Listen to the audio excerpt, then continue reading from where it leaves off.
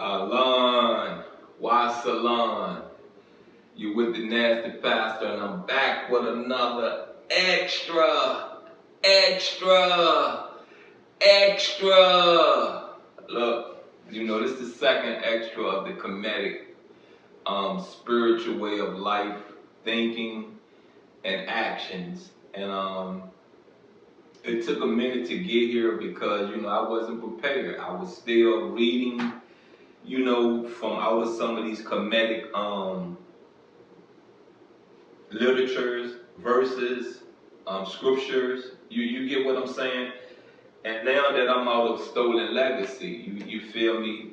It's something in here that I learned so dear to me, something that should help us along, help all of us Kemites along, that are really having a battle inside of ourselves of how to say this, of walking in light and walking in the image of our demiurge. You understand? And last extra, we got into controlling your thoughts. This extra, we're going to get into control of actions. Now, we can say your thoughts can be an action, right? We can say that. Can we kind of sort of say that? Can we? It may not be a physical action. You understand what I'm saying? But can we not, we can kind of say it is almost a similarity, but we understand that, what we're getting into now is control your actions. And your actions are usually something physical is what we're really looking at when you say the word action, because it's a verb, right? Is it not? Is it not a verb? Let's look it up. Let's see what it is.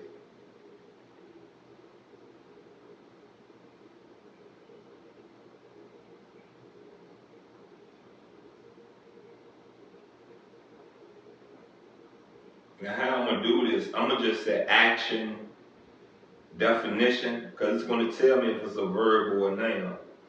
And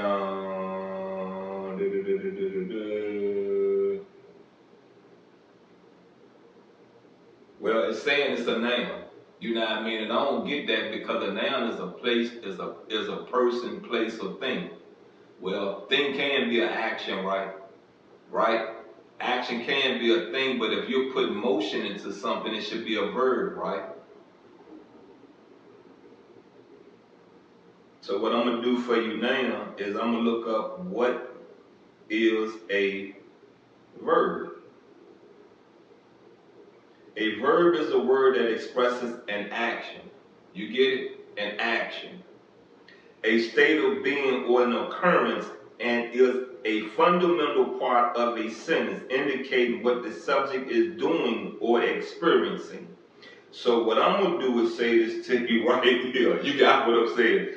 Verbs are the action words. You feel what I'm saying? So what I'm going to do and how I'm going to do this, you know what I mean? I'm going to say it's a verb. I don't care what Google just told me. I really don't. You get what I'm saying? Because if I hit you across the head, that means I just had an action, right? And you're going to have a reaction, right? Whether you dead or whether you want to fight back, right? Cool. Let me say this to you once again, you know what I mean? We are measured by our deeds. And we do sometimes lose self-control, but we have to do what? Work on it. Let's work on it.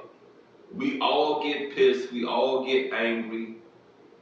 We all want to release the tension within us. You feel what I'm saying? And yeah, I just spoke of some things in my reading of Exodus where that I explained to you that, whom we pray to will allow you to kill a person physically dead to deliver. You understand me? To deliver a message or people out of captivity. Now tell me I'm lying. Come on. Tell me I'm lying. I don't know of a holy Bible that the scriptures don't tell you about it. You know what I'm saying? If we want to really get deep into this, Let's get to talking about these Muslims and this Quran. They would throw a body of TNT on them and walk in your house or walk in your building or walk in your place of business and kill everything in there, and they swear for Jesus. They swear for the demiurge. They swear for Allah. They're going where? Paradise. They ain't going to hell. They're going to paradise. You get me? Paradise. You understand? So I say this to you once again, you know what I mean? Understand why people do what they do. And I'm never going to sit there and say that religion is brainwashing. To an extent, yeah. You get what I'm saying? To an extent, yes. Yes, it is. It's brainwashing. You know what I mean? But do you have the understanding of what you're processing, and do you understand the right and the wrong you may be doing, or do you understand the wrong and the right you may be doing? Now, if you think I'm talking in circles, I'm not. Want me to explain it to you? I'm gonna explain it to you. There's a lot of people out in this world that went out and sold drugs because, one, couldn't get a job, two, homeless, three, got kids. They got all these three things against them, and you're going to tell me they're wrong to go out there and sell drugs to provide a roof and provide finances in their pocket to take care of their child? I don't see where they wrong. You get me? I don't see where they wrong at all. I hope that it does not go on for decades. I hope that this is a means to an end until you get a job. You understand what I'm saying? Until you get a job, you get it? We all have to get dirty to do some things we have to do in the now because because in the now there is no one to really help us. You get it? But it should be a means to an end. Do what you got to do to get ahead in life and move on. Close that door in your life. There are people out here that know your situation, know what you're faced with, are looking at you, really looking at you. A lot of us have gotten caught up in these streets because of the time you have put out there. But if you would have went out there and did what you had to do and got about them streets, life would be a little bit better for you, or be a little bit more peaceful for you. You get it? You understand it? Some of us can't apply for assistance. You get it? Some of us cannot go into these buildings of assistance and get anything. Some of us has been falsely accused, falsely charged, falsely found guilty, and have no one to help us out of this situation. So we have to wear these charges that even when after you have served your time and you have come and you're back into society, you're still ridiculed.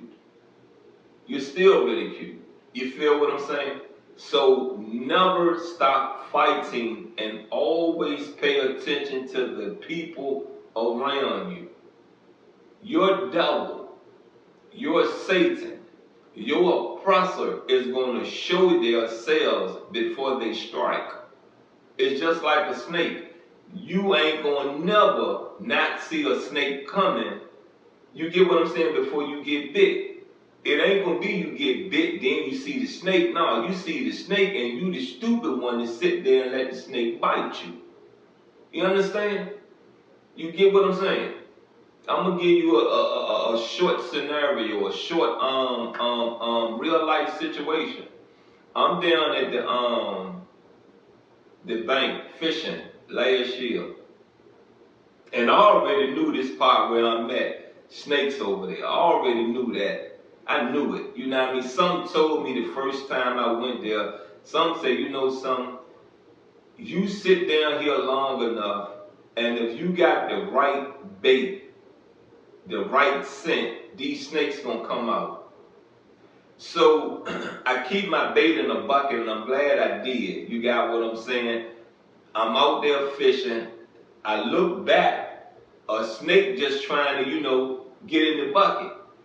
But see, what I did before I started casting my reel out, I put some center blocks around me. So what you think I did? What do you think I did? A nice old green long snake. What you think I did? I started shooting at the snakes with the rocks, with the little center blocks. And after two misses, that third one landed right on the head of that snake. I said, let me go and get from down here. I gathered up my stuff, put my stuff like up on the little hill part, got one more center block, and that was the one done that snake in, pum. That was it. Kapoof, kapow, done. You get it? You understand? Did you learn anything?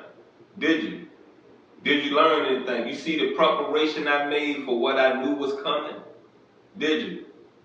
Did you learn something?